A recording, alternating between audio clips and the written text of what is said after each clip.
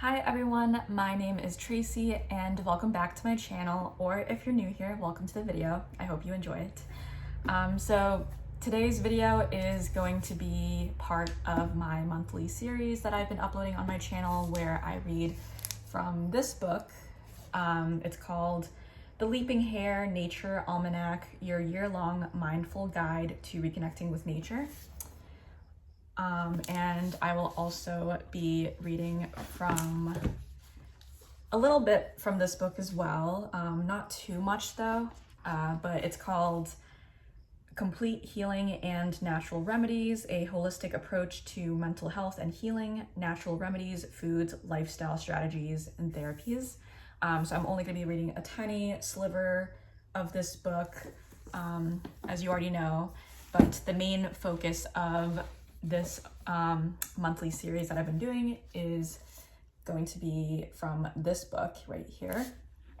But I don't want to make this introduction too long because these videos always end up being super long, since I usually read word for word from this book, and each monthly chapter tends to be pretty in-depth.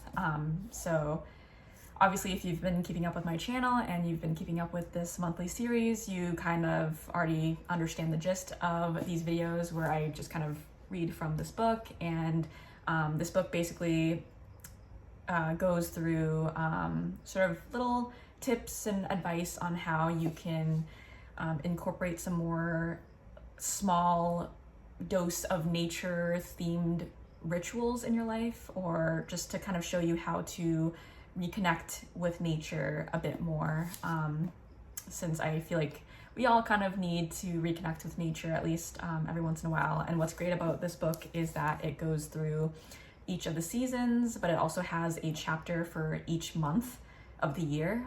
So I've been kind of just filming me reading from this book for each month, reading each of the month's chapters from this book. And then obviously I just kind of like to read a little bit of this book as well, just to kind of pair it together, since I got both books together at the same time at Barnes & Noble, and I thought they kind of went very well together. But yeah, let me just jump right into it so that I don't ramble too much. Okay, so we are finally at October, which I can't believe that I'm already filming this video for October. I feel like it was not that long ago that I filmed this video for September. I just feel like the time and the months seem to fly by, which I know I always sort of talk about in these videos. But yeah, it's currently late September that I'm filming this. It's actually September 23rd today that I'm filming this video, which means that it's the second official day of fall. Technically yesterday, September 22nd, was the first official day of fall, but yesterday I actually filmed a different video for my channel, which I'll be uploading today, which is exciting. But yeah, I'll be uploading this video hopefully by October 1st, or at least during the first week of October, but I'm really aiming to get these uploaded on the 1st of each month, just to kind of keep it consistent. But yeah, happy fall. Fall is just such a beautiful season, so. Okay, October. Time to be earthy. Nurturing your garden is the best way to grow and thrive the soul. So this is the illustration for October. It's like a little garden. I think that's like a cute duck or goose. No, I think that's a duck. But yeah, that's so pretty. I love the illustration in this book. It's very, very beautiful. So, okay, moving on. This chapter is going to be quite long, so I'm going to try to rush through it, so I won't be rambling as much as my other videos, hopefully. Okay, so this is just some wisdom. This first part is called mycelium. So this is kind of like a learning chapter. So above ground, you spy a mushroom, a shelf fungus poking out from a dying tree. A stinkhorn triumphantly bursting from the mulch, a fairy circle of gently domed lawn mushrooms, speaking of rainy days. What you do not see is the larger part of the fungi, the net of white feathery strands above ground, called mycelium. You have seen mycelium if you've ever licked apart. Oh, sorry, I'm so dyslexic. You have seen mycelium if you've ever kicked apart a decaying log. They look like nerve cells or slow, soft lightning pushing their way through decaying matter. Mycelium doesn't just work to break down organic matter, however, it acts as a living internet connecting plants below ground. Through the mycelium, plants literally communicate with each other. Hairs on plant roots touch mycelium strands, enabling the transfer of carbon, nitrogen, phosphorus, and other chemicals through a forest or garden network. They exchange information through these chemicals, a process scientists are still studying. The fungal networks also work to build the plant's immune systems by triggering chemicals that fight off insects and damaging fungi. In turn, the plants share these chemicals with other plants through both their roots and their leaves, creating a symbiotic network that is much stronger than a single plant species can ever be. That's cool. I love that nature just works together. I feel like humans need to learn from nature because nature is just so communal, and there's just such, a big network amongst nature, like amongst the ecosystem and all different types of creatures and animals and plants and trees and species and things like that. And I feel like humans are so individualistic, especially nowadays. And I think that there is a lot to learn from nature in how humans can learn to work better together and to thrive in these more closer, tight-knit communities with one another instead of just being so individualized. Anyways, continuing on. This unseen to us network of chemicals, root capillaries, and information is not unlike our own human networks. Not just the internet, to which plant communities have inevitably been compared, but also dynamic networks in everyday molecular reality. We can use the image of networked mycelium to visualize the connections amongst those around us, both to our own species and with other beings. These connections are formed through actions like helping a stranger carry their groceries and through energy. Imagine each person as a point of light, sending our mycelium strands of energy out towards those around us. This living energetic network reaches not just through space, but through time. We are connected through strands of light to the past, the present, and the future. We are connected to people, animals, and plants. So that's kind of actually aligned with what I was just previously saying. So I think that's cool. But yeah, I feel like, humans are very energetic beings, and I think the more positive energy we exude to one another, the more positive our encounters and experiences tend to be with each other. And I think humans should definitely learn to strive to be, more, in smaller, tight-knit communities rather than just keeping to themselves or, being in competition with one another. I think humans, just like nature, we are nature, tend to do better and thrive when we lean on each other for help and support. So I think that was a cool little read, very interesting to learn about mycelium. I didn't really know that much about mycelium. So what I love about this book is that it kind of teaches you a little bit more about nature and biology and things like that, and astronomy as well. This next part is called Eco-Reflection, a rewarding existence. Community action groups are making food accessible, nutritious, and sustainable for neighborhoods on full-scale city farms, roadside allotments, and even waste ground. It is a refreshing alternative to our tendency to focus inwards as we strive to make ends meet and provide a decent lifestyle for our families or ourselves. Yep, that's kind of what I've been saying. These pressures can be isolating, making life seem a lonely struggle, but in communal actions, whether sharing goods, knowledge, skills, or space, we find a more social and rewarding way to exist. Hard outcomes aside, in the act of creating nutritionally rich food or bringing solar panels to housing estates, you can discover a sense of belonging and common purpose as you make change happen alongside neighbors you might otherwise ignore. Tilling the soil as you chat to a new friend 2 doors away, or helping to raise funds to rescue a local green space, gives us a chance to be with others who care about making our cities more pleasant. It also exposes us to a side of humanity easy to forget when our only interaction with the world is through the prism of news bulletins. Knowing that such caring, positive people live on your doorstep is a refreshing mental tonic. So that literally just completely reiterated what I have been saying, is I think humans have forgotten that we need each other, and we really truly thrive in these small town settings, these small, tight-knit, close communities. And just, I feel like Hallmark, holiday movies, or like Hallmark small town cozy romance movies and shows and books tend to get a really bad reputation. Like, it's like almost cringe if you like that genre, but I think that genre is so appealing, and I was planning on making a whole video on this topic as well, because I think it's very interesting, and I kind of wanted to give my take on it.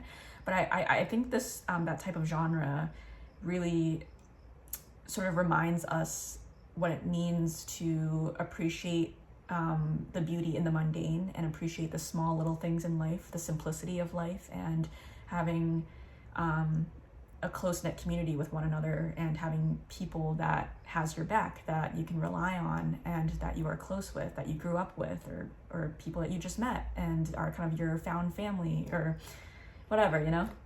So I think this passage was very it aligned very well with sort of my opinions on human nature, and it serves as a good reminder that we should stick together and not isolate ourselves inwards too much.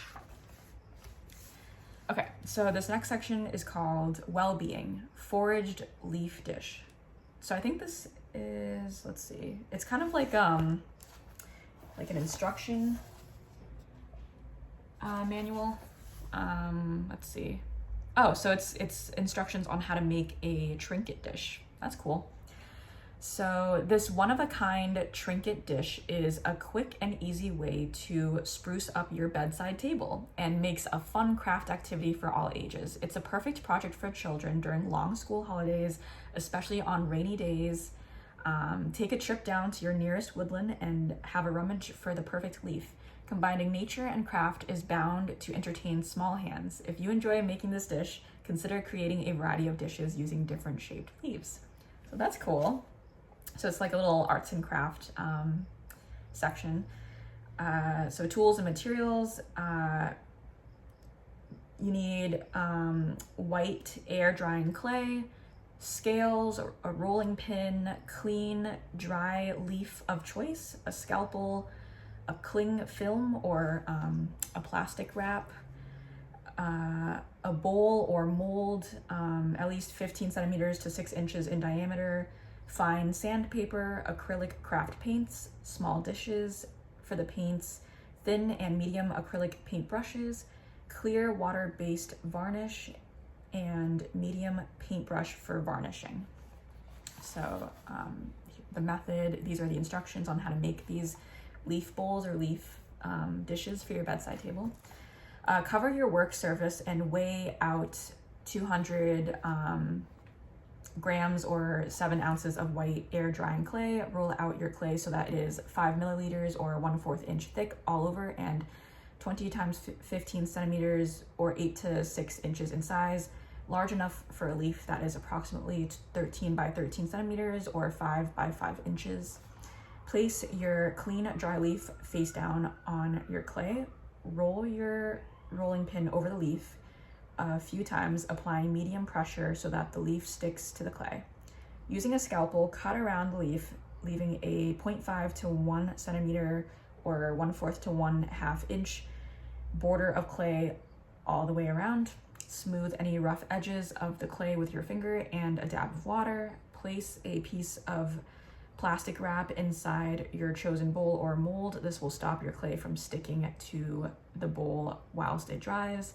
Gently press your clay leaf shape into the bottom of the bowl. This will give your leaf dish its curved shape. Leave to dry for 24 hours. Once the clay leaf is dry, gently remove it from the bowl and peel off the real leaf to reveal the pattern underneath. So that's cool. Cute little arts and craft moment there. I also just realized that I did not show you the last few illustrations. So this was the illustration for the mycelium section that we read at the beginning. So that's very cool. Let's see. And then this was the illustration for the eco reflection section that I read just previously now. Very cool. I love the illustrations. I will die on that hill, but I'm obsessed with the illustrations in this book. And yeah, and this, I've already shown you the illustration for this leaf dish section. Oh, it continues on to finish. You can either leave your leaf dish plain or add some detail to the marks that were left behind by the leaf. Before you apply any paint, smooth any rough edges using fine sandpaper. Prepare your acrylic paint, pour a small amount into a small dish and water it down a little. Use a medium paintbrush to apply a layer of paint within the border of the leaf. When the background is dry to the touch, apply details along the veins of the leaf using a thin paintbrush. You can add as much or as little detail as you like. Leave it to dry for 4 hours. Once the paint is dry, apply a layer of varnish to the top of your dish using a medium-sized clean paintbrush. Leave to dry for 24 hours, then turn over and coat the bottom of the dish. Leave to dry for another 24 hours. So that was my bad. The instructions continued on to the next page and I didn't know. So that always happens to me. I always take a pause too soon before the section actually finishes. Okay, so this next section is how to plant and grow pumpkins. I love that this book also gives gardening / farming tips as well, so that's awesome. Especially for all of you cottagecore girlies out there that live on like a farm or a ranch, or if you just want to start a small little backyard garden. I think this book is very helpful for that. Okay, so growing pumpkins.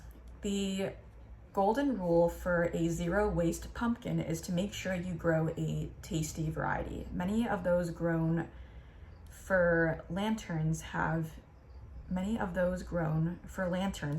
watery, disappointing flavor. Oh, okay. So it's saying that the pumpkins that are grown for like the Halloween lanterns tend to have a watery and disappointing flavor. So that makes sense. So choose for taste and you can eat well and still make your lantern for Halloween. Yeah, helpful tip there. So growing tips. Grow quick crops like spring onion or salad around the plant when they are young and harvest them as the pumpkins grow to fill the space. Grow the pumpkins amongst taller plants like runner beans and sweet corn. So seeds. You can eat pumpkin seeds, but there is a catch. Varieties have been specially bred to have seeds with a soft coat that don't need shelling. The flesh from these types is not very good to eat. It is usually pretty tasteless and stringy. The seeds from most eating pumpkins have a shell that is edible but pretty crunchy. You can roast them with oil, salt, and spices though, and it's pretty good, but you need a good set of teeth. So flowers. You can eat pumpkin flowers raw in salads or stuffed and baked or even deep fried. Pick male or female flowers, though make sure you have let some fruit set first. Some varieties can be bitter, so check one before serving them all up to your friends. So here's another helpful tip. Pumpkin plants do better if sown directly, so long as the soil is warm enough, 18 degrees Celsius or /65 degrees Fahrenheit, and it's at least 100 days before the first frosts come in the autumn. For those with shorter, colder summers, you can sow into pots indoors in the heat and then plant out after the last spring frost. Make sure you protect from the wind, as they are susceptible to damage for the first couple of weeks. Harvest. Pumpkins are ready when you are able to gently press your fingernail into the skin of the pumpkin without leaving a mark. Yield. Pumpkins need a surprising amount of space. The largest varieties will need 29.5 times by 29.5 centimeters or 11 by 11 inches for each plant. Mini varieties such as Jack Be Little can manage with 19.5 by 19.5 centimeters or 7 by 7 inches. So spring indoors or very early summer outdoors. Plant early summer, harvest in the autumn, eat fresh from autumn for 2 to 5 months. So that's cool. So that's just a little learning section on planting, growing, eating pumpkins or pumpkin seeds or whatever. So yeah, that's cool. That's good to know. Okay, so the next section is actually a recipe for pumpkin pickle. I've never heard of pumpkin pickle before, so that's very interesting. Preserving food is the gift that keeps on giving. You can make salads in the depths of winter with the dark green of iron-filled spinach, the crunch of roasted pumpkin seeds, and the tang of this pumpkin preserve. If you are so inclined, add a bit of fresh cheese, a hard-boiled egg, or some marinated tofu for extra protein.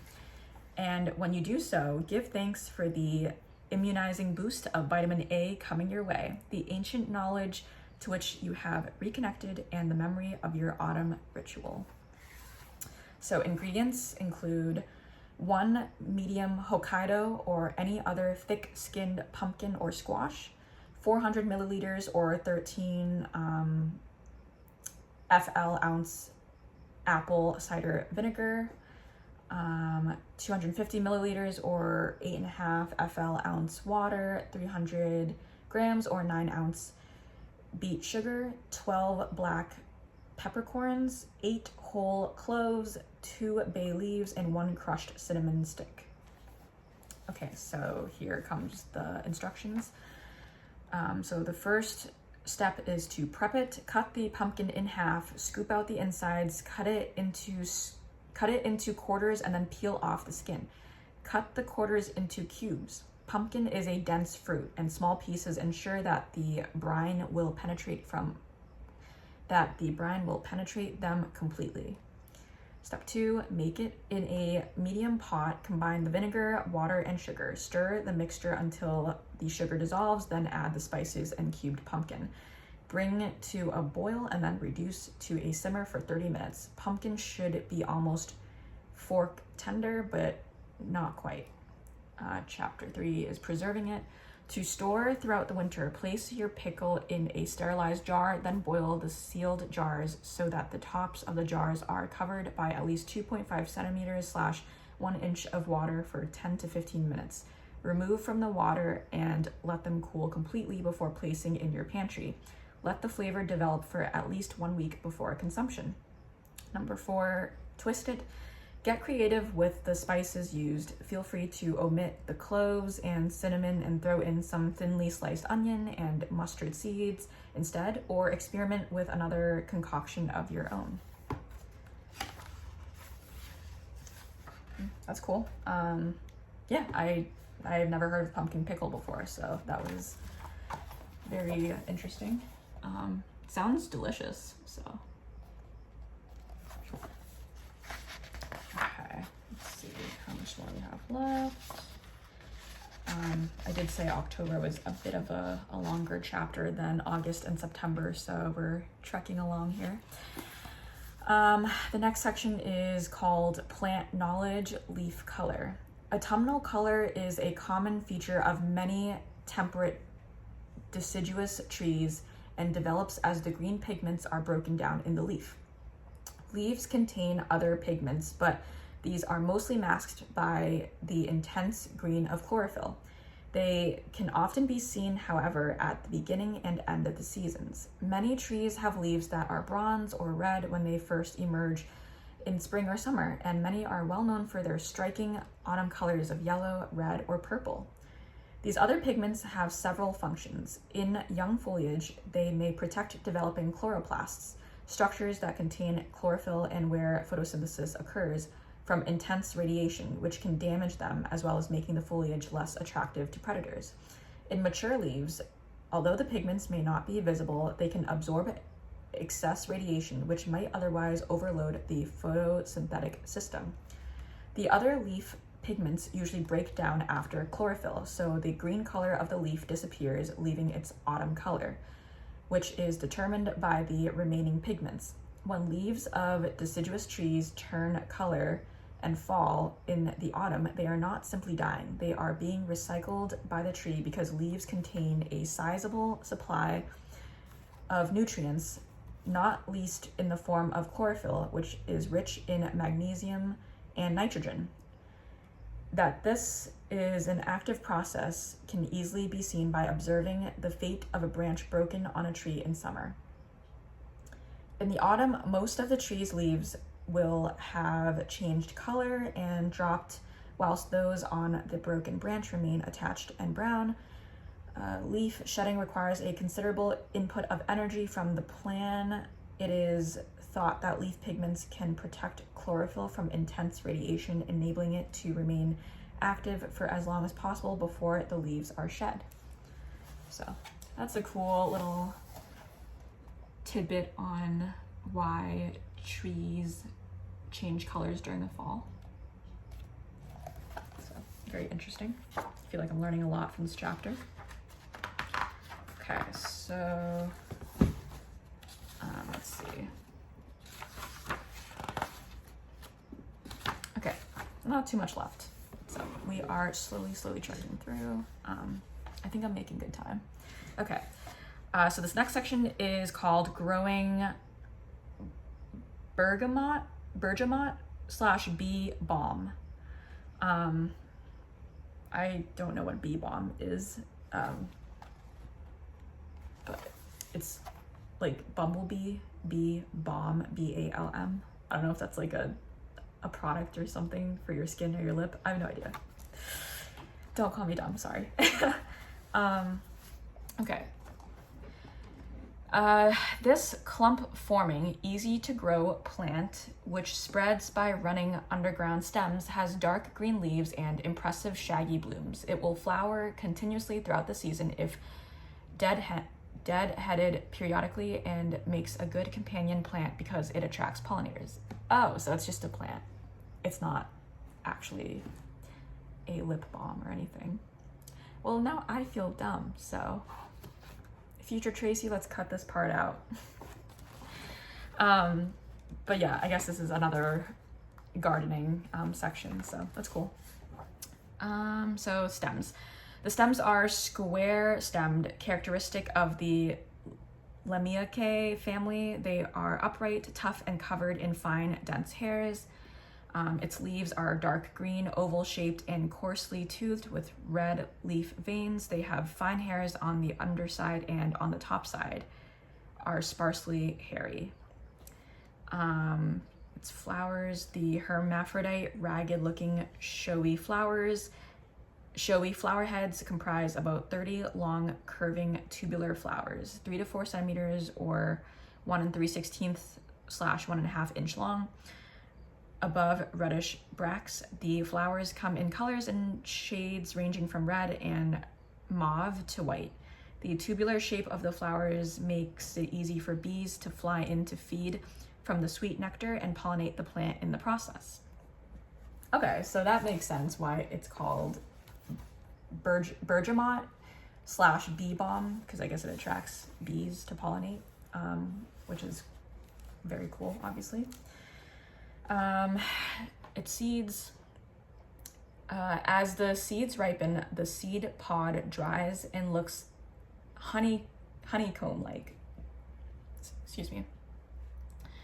The seed pod dries and looks honeycomb-like and button-shaped. The nutlets, or seeds, are held at the bottom of the calyx on a kind of pad, and when they ripen, they simply roll out and onto the ground. The tiny seeds are 1 to 2 millimeters or 1 1/16 inch long, nut-shaped, and a light brown color. It is hard to separate them from the chaff because of their size, so don't worry too much.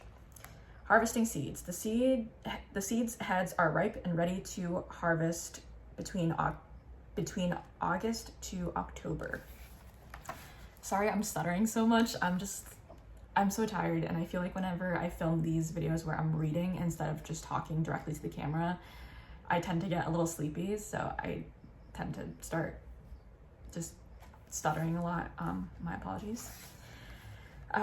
Plant care. Cutting back hard after flowering encourages more blooms.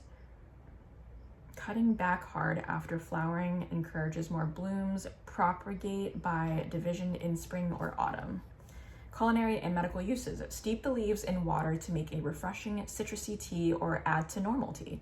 The young shoot tips, flowers, and leaves can be used raw and added to salads as a garnish.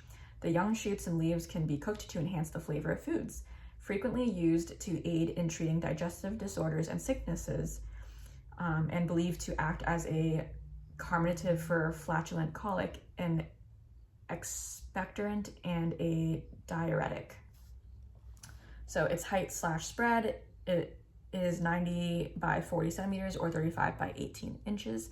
Its habitat tends to consist of roadsides, railways, waste ground, fields, woodland, cultivated beds, etc. It thrives in partial or deep shade.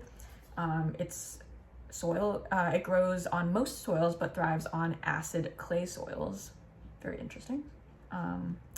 Its lifespan is hardy perennial herb. It flowers from June to September. It's very clump forming. Its leaves are ovate or oval, spear shaped, and it is pollinated by bees.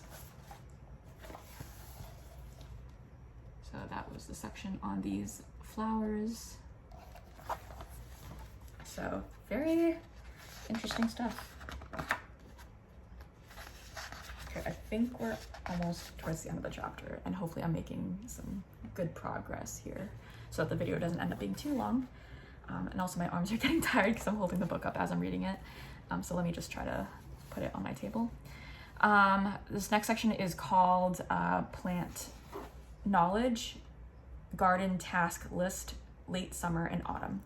When summer starts to recede and autumn spreads its blanket over the ground, jobs become less urgent. However, there are still some that need to be done within a definite time frame.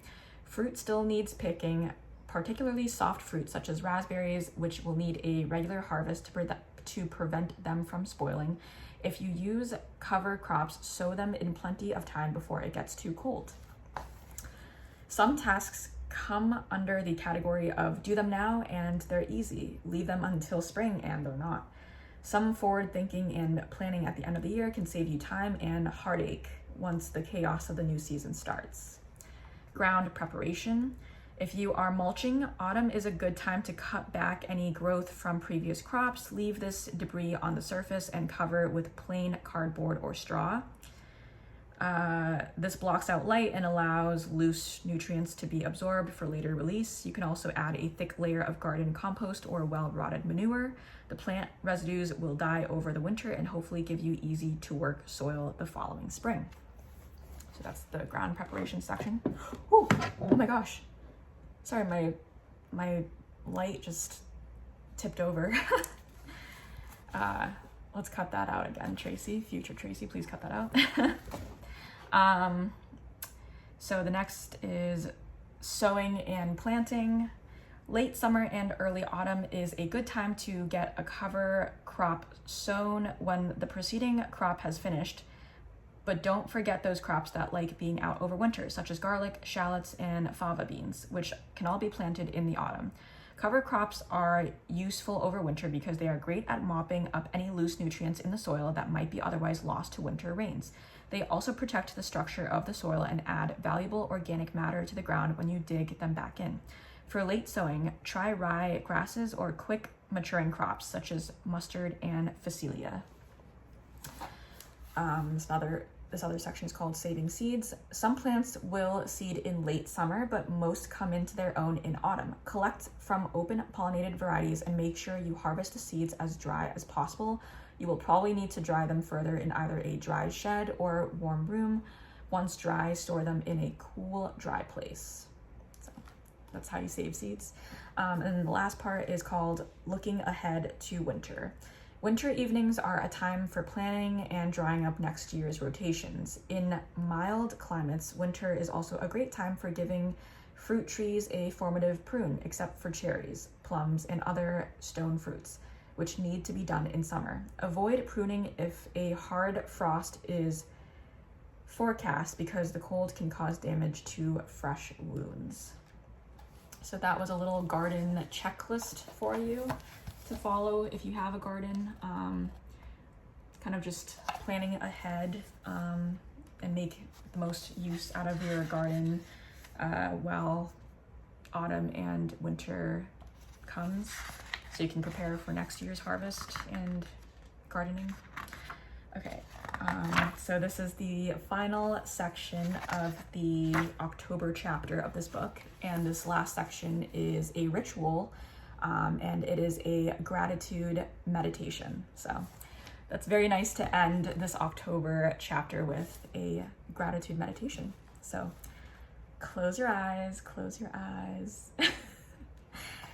Or you don't want, or if you don't want to, that's fine too. You can keep them open, but just relax wherever you are right now and listen to me read this gratitude meditation for you. Gratitude can be a part of your daily mindfulness practice. Gratitude can be a part of your daily mindfulness practice, like following your breath or turning into a present sensation. It can be done in just a moment. These little moments add up, shifting your overall perspective to one of presence and joy. Gratitude can also be the focus of a longer, more deliberate meditation. Here is one you can practice in your garden.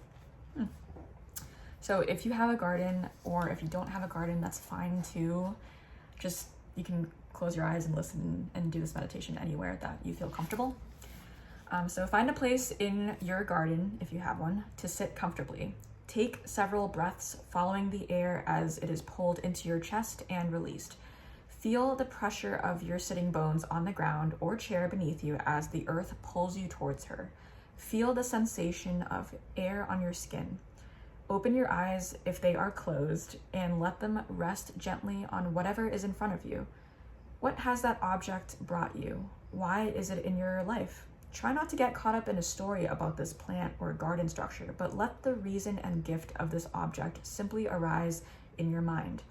Is there a reason for gratitude for this item? Usually there is. Everything in the garden has a little bit of a story, from the plants to the mulch on the paths to the reclaimed boards of the raised beds. What are the stories of your garden? What connections have brought these items before you at this point in time, and what gifts will they bring you? Now gently shift your attention to something else nearby. Let its story arise and send it gratitude. Stay present to your body, your breath, and the now as you glance gently about your garden, sending out thankfulness. Lastly, send your own self gratitude. Your body, heart, and soul make this garden what it is. Notice how your energy has shifted simply by feeling gratitude. So that was a nice little mini meditation to end this chapter on. Again, I think the illustration is so beautiful. But yeah, that was the October chapter. So next month will be November, which I I really hope October doesn't go by too fast, because even though technically it's still September, you know, now that I'm filming this video currently, I just feel like, you know, by the time you're watching this, it's already going to be October, and I don't know, I just don't want it to end so quickly, because I love Halloween, I love spooky season, I just love cozy autumnal vibes, and as much as I do love the holidays like Thanksgiving and especially Christmas, I want to really embrace the Burr months, as they call it, and just, I don't know, just really relishing in these next few cozy months ahead, starting with October, after summer has died down or winded down in September. So that was the Nature Almanac book. I hope you enjoyed. Next up, I'm just going to be reading a little quick sliver of this book right here, as I always do towards the end of these videos. Hopefully this video won't drag on too long, because it's already getting kind of long. But for this Complete Healing and Natural Remedies book, I chose to read a section called The Role of Therapies. So we know that our bodies and minds consistently interact. Therapies that take an holistic approach to physical and mental well-being rather than treating individual complaints not only address symptoms but also encourage understanding of the root causes of conditions such as depression, anxiety, or phobias. Individually tailored options and suggestions for behavior changes help to address these problems. How therapeutic practices help. Many complementary approaches have roots in ancient traditional medicine and health philosophies. Often we turn to these therapies when we feel we need additional support alongside conventional medicine or prefer a gentler, non-medical approach for less serious conditions. Complementary therapies place no boundaries between physical, emotional, and mental well-being. Each person is assessed holistically, and every aspect of the self is relevant, from posture, lifestyle, and beliefs to energy levels and type of work. The multiple facets of each person's life are believed to play a part in their health. Embracing complementary therapies provide a way to personalize your path to wellness. The holistic approach draws from a range of appropriate therapeutic options centered around physical therapies, individual or group practices, goal setting and habit building practices, and life skills. Complementary practitioners listen to the person, make a careful diagnosis, and guide individuals on how to take an active part in their own well-being. The consultation process can be a healing experience in itself, ensuring that a person feels heard and that their symptoms are taken seriously. In addition, most therapies, when practiced competently by a qualified practitioner, are generally safe, and medicines such as herbs and homeopathy are, for the most part, harmless and non-toxic, with adverse side effects possible but rare. Practices such as osteopathy, chiropractic, and massage may focus on particular areas of tension, but also treat the body as a whole. And talking therapies or practices such as music therapy help individuals to explore feelings and patterns of behavior that are detrimental to well-being and, in turn, overall health. In addition to therapies and practices that are assessed via and carried out by qualified practitioners, therapeutic practices also include simple and accessible self-care, such as getting out in nature, exploring spirituality, practicing meditation and breath work, and engaging in mind exercises to keep the brain active, engaged, and agile. All of these support our mental health and well-being and can lead to greater fulfillment. So there's like a quote that says, taking a therapeutic approach means treating every aspect of the self as relevant in order to heal body, mind, and spirit. A therapeutic approach. When mental and emotional health issues become chronic, it can feel as though choices are limited. In fact, most of the therapies in this chapter can be used safely and effectively alongside other natural therapies and more conventional treatment. Massage, counseling, or acupuncture, for example, can be supportive along with conventional antidepressants, while mind exercises and reflexology can support medical therapies that treat cognitive decline. Herbs and meditation or hypnotherapy may may for some be the right combination for addressing mild depression or compulsive behavior. Choosing a therapy. Exploring natural therapies can help you find one that meets your needs. So a few examples include hands-on therapies such as massage and reflexology are ideal for chronic pain syndromes that can lead to emotional distress. Acupuncture and Reiki involve minimal touch, which can suit those with boundary or body issues. Group practices such as music therapy, time outdoors, counseling, and spiritual practice bring a sense of belonging and connection. And lastly, approaches such as breathwork, meditation, Bach flower remedies, time in nature, mind exercises, simple reflexology, and to some extent, homeopathy can be practiced at home to address a wide range of symptoms, including feelings of stress or anxiety, and to improve sleep quality. So that was that. Oh, this book is so big. That was the whole section that I just read about natural therapies and remedies, excuse me.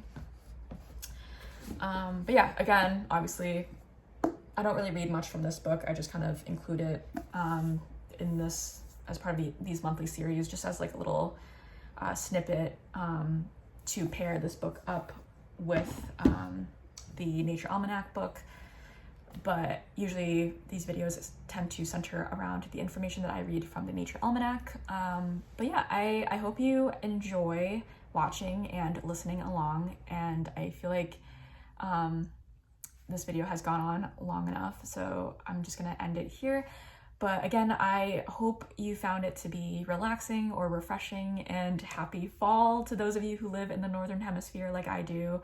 I hope you get to enjoy all of the cozy vibes the next couple months with spooky season and the holidays and everything, especially if you're in America and you celebrate American Thanksgiving and Christmas and all that jazz. So yeah, I hope you have a great rest of your day, whether you're watching this in the morning, noon, afternoon, evening, or nighttime. And yeah, thank you so much again for watching, and I will see you in the next one. So, bye.